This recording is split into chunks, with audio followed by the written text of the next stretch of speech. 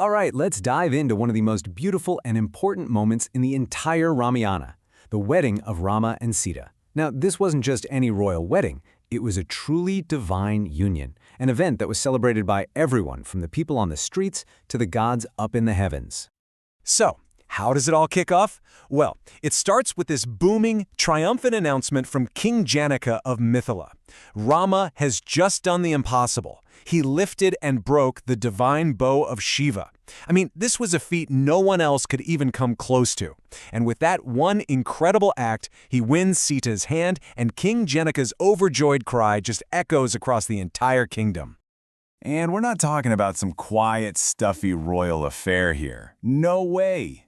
The news that their beloved princess was getting married to this hero, well, it completely transformed the city of Mithila.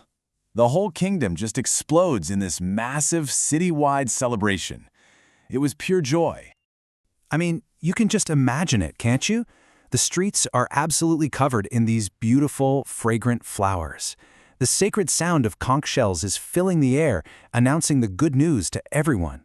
There was this incredible feeling of happiness just radiating from every single person, from every corner of the city.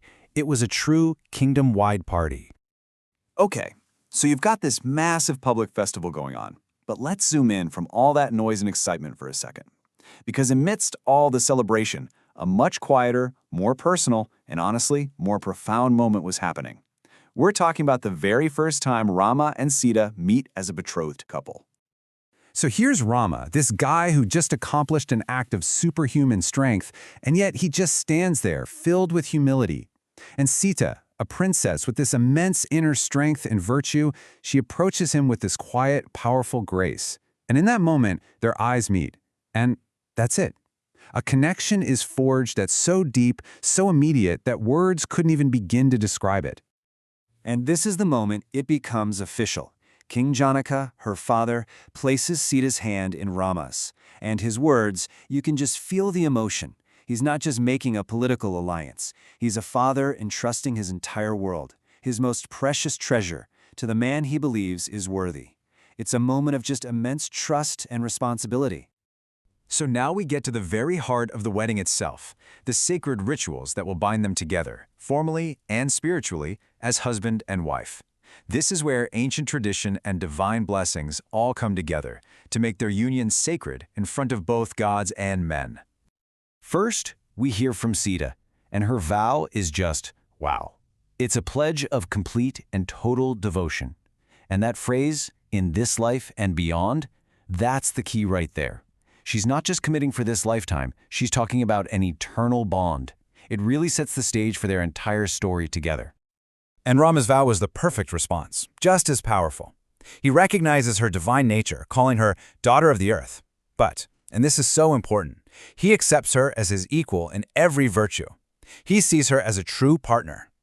This establishes their relationship as one built on mutual respect and admiration, not just old-fashioned tradition. The ceremony itself is just packed with all this incredible symbolism. You have the sacred fire, Agni, which acts as the divine witness, carrying their vows straight to the heavens. Then they exchange garlands of flowers, which is their way of saying, I choose you and you choose me. And finally, they take 7 steps together around that fire, sealing their vows for love, for righteous duty, or dharma, and for a lifetime of companionship.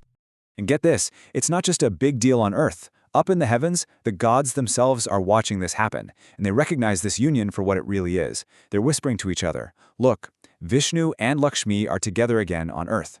So this marriage, it's literally a cosmic event. It's the divine reunion of Lord Vishnu and the goddess Lakshmi in their earthly forms of Rama and Sita. You'd think the celebration couldn't get any bigger, right? Well, it did.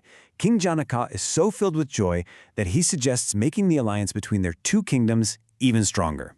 This day is about to become a much grander affair, a union not just for one couple, but for 2 entire royal families.